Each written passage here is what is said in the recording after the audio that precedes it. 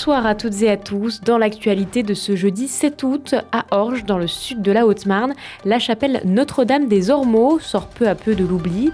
Détruit il y a des décennies, le monument du XVIIe siècle a fait l'objet d'un chantier de bénévoles venus de toute la France. Depuis sa construction au début des années 1900, le château de Marbeaumont a traversé les deux guerres et a été occupé par les Allemands. Ce bâtiment a été transformé en médiathèque depuis quelques années par la ville de Bar-le-Duc, un endroit où il est encore possible de s'imaginer la vie d'antan.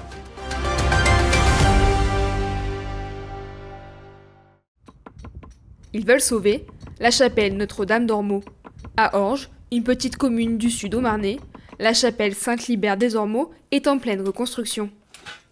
Construite au XVIIe siècle, elle a subi des travaux en 1882 et 1885 avant d'être détruite et de rester à l'état de ruine. Alors, pour sauver ce patrimoine, Jean-François s'est donné pour mission de la restaurer avec l'association de sauvegarde du patrimoine d'Orge et l'Union Rempart. L'an dernier, j'ai déposé sur le site de Rempart les conditions du chantier donc il y en a eu un l'an dernier, il y en a un autre cette année. Donc moi je présente des photos, je donne envie aux kidam qui voudraient s'inscrire sur un chantier de pouvoir venir ici et de choisir ça, quoi. Donc c'est intéressant de voir que des jeunes, encore à notre époque, bien qu'il y ait un tas de trucs, les réseaux sociaux et tout, il y en a quand même encore qui sont intéressés par la préservation du patrimoine, parce que c'est notre histoire, ça. Bon, c'est pas la leur, mais globalement, c'est l'histoire de un peu tout le monde, quoi. Bon. Pendant 10 jours, 8 bénévoles âgés entre 17 et 31 ans et venus des 4 coins de la France se sont mobilisés pour faire avancer le chantier. La chapelle a été l'objet d'une première période de travaux l'année dernière. En parallèle, des bénévoles locaux se regroupent 3 jours par mois pour faire avancer la restauration entre les périodes de reconstruction. Les jeunes bénévoles sont également accompagnés par Vincent, un tailleur de pierre dont les mains ont déjà façonné les lieux. Comment ça s'est passé plutôt bien parce que les jeunes sont sympas. Comment ça a avancé je dirais pas beaucoup, mais après, moi ce que je demande c'est pas que ça soit fait vite, c'est que ce soit bien fait, quoi. Donc moi c'est ce qui m'intéresse. Donc ça n'a pas beaucoup avancé au grand regret de Jeff, le président de l'assaut, mais moi je trouve que le boulot qui a été fait était bien fait, donc moi c'est ce qui m'intéresse. Ce chantier est l'occasion pour les 8 jeunes d'apprendre de nouvelles compétences, de voir du pays ou encore de renforcer leur choix de carrière. Parce que déjà on se sent impliqué dans quelque chose, franchement c'est cool, et honnêtement on peut faire quelque chose l'été. Parce que des fois on peut vite s'ennuyer, donc bouger un peu l'été c'est pas plus mal. Non, c'est vrai que moi surtout pour voyager, que ce soit surtout dans la France, et apprendre des nouvelles techniques. J'ai trouvé le projet très solide, j'ai aimé parce qu'il faut aider les gens, quand on a besoin de vous, et actuellement comme j'ai du temps libre, je dis ok, il n'y a pas de problème et je suis là pour ça. Parfois je maçonne, parfois je taille les cailloux et puis c'est comme ça, on alterne entre tout le monde. Une mission qui touchera à sa fin ce jeudi 7 août et qui tient à cœur à Jean-François. J'ai dans mes tablettes des témoignages de nombreuses personnes, un petit peu âgées je dois dire, avec les souvenirs qu'ils ont de la chapelle Notre-Dame des Ormeaux. Jusqu'aux années 1960, il y avait tous les ans une procession qui partait de l'église du village. Ils venaient avec des paniers de pétales de fleurs, et puis on lançait les pétales de fleurs, et ils venaient dire les vêpres ici, à la chapelle Notre-Dame des Ormeaux, et après ils montaient en haut de la colline de Grain, là au-dessus. Je pense que les personnes apprécient de voir qu'il se passe quelque chose là, et puis qu'on ne va pas laisser tomber un tas de cailloux, etc.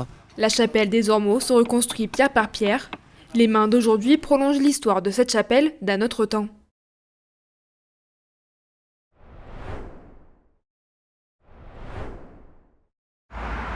Il domine Bar-le-Duc. De son balcon, on a une vue imprenable sur la ville. Cet édifice, bâti au début du XXe siècle, regroupe différents styles. De la Renaissance à l'Art Nouveau, c'est un ouvrage particulier. Devant la façade, certains détails attirent le regard, comme ces nombreux carillons sur l'une des tours de la face avant.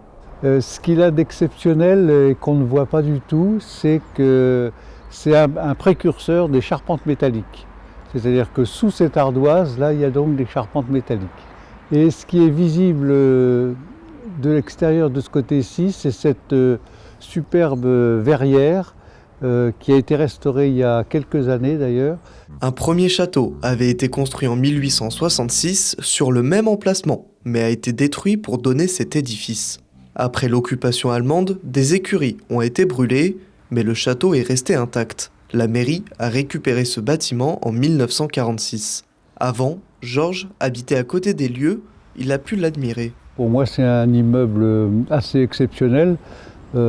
C'était rare qu'on pouvait construire encore au début du XXe siècle des édifices de cette qualité et de ce coût, et qui n'ont d'ailleurs profité à la famille qu'à peine un demi-siècle.